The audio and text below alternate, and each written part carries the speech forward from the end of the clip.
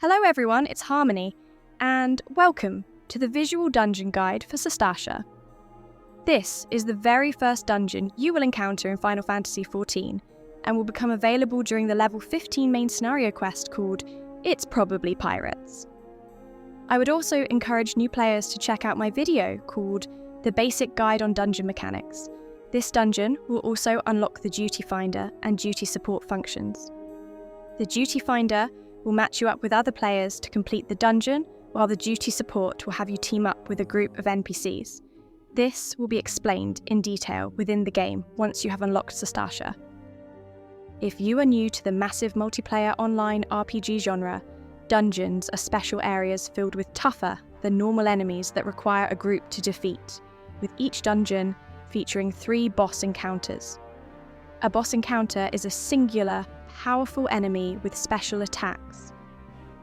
The typical dungeon group should have 1 tank to keep the enemy's attention on them, 1 healer to keep the tank alive, and 2 damage-based classes to defeat the enemies as quickly as possible. With that brief introduction to dungeons over with, let's jump into the guide. You will notice a room connected to the main path early in the dungeon with a bloody memo on the ground. The message written on this memo is randomly generated each time you enter the dungeon, hinting at the colour red, blue or green. You do not need this message to complete the dungeon, but it can come in handy later. As you make progress through Sastasha, you will see a special type of enemy called a giant clam. You will need to focus on defeating these giant clams first. The clams are invulnerable to all damage when they are closed, and will continuously summon additional enemies until they are defeated. You will eventually come to a dead end with a red, blue, and green coral formation. You will need to interact with the coral formation of the same colour mentioned in the bloody memo. If you skipped the bloody memo, you can simply guess. However, each wrong guess will summon a single enemy, and may also poison you for 1 minute. Interacting with the correct coral formation will reveal an inconspicuous switch. Pressing this switch will summon Chopper, the first boss of the dungeon. This boss is very simplistic, so if you have made it this far into the game, you should already know what to expect. The only attack you need to look out for is called Charged Whisker, which is a circular area of effect centered on the boss. If a player is hit by this attack, they will take no damage, but will be inflicted with the paralysis debuff. To avoid this, simply move out of the telegraphed area.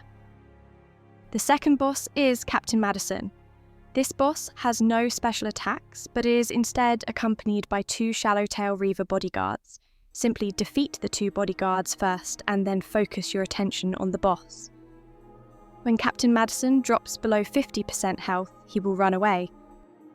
You will then eventually come across a large room with 2 locked doors that each require a key to open. You must defeat the Swallowtail Reaver that is standing between the 2 locked doors as it drops the first key that is needed to open the captain's quarters. Inside the captain's quarters, you will find a single Swallowtail Reaver that will drop the second key when defeated. This second key will open the nearby Wave Rider Gate. You will need to proceed through the Wave Rider Gate to complete the dungeon. You will then encounter Captain Madison again, this time accompanied by 2 new Swallowtail Reaver bodyguards. As before, defeat the bodyguards first, before turning your attention to the boss. When Captain Madison drops below 50% health, they will open a nearby cage, releasing 4 scurvy dog enemies to assist them in the battle. These dogs have relatively low health, so take them out quickly before switching back to Captain Madison, who will eventually flee for the second time. The final boss encounter is Den the Orcatoothed. The battlefield will contain 4 unnatural ripple grates, 1 in each corner of the room. During the fight, you will periodically see a warning message indicating that bubbles are forming on the water's surface. When this message appears, you will need to check the grates to see which ones are gushing bubbling water, and then interact with them to stop these bubbles. If you fail to stop the water, a Sahagin Baleen guard will eventually emerge from the grate to assist the boss. If this happens, it's best to eliminate the additional enemies before refocusing on Den the Orcatoothed.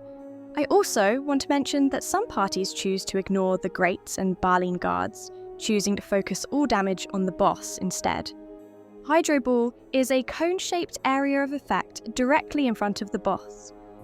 To avoid taking damage, simply move out of the telegraphed area. These mechanics will now repeat until the boss is defeated. Congratulations! You have successfully completed your very first dungeon. If you found this guide helpful, please like, subscribe, turn on notifications, and, most importantly, take care of yourself and each other.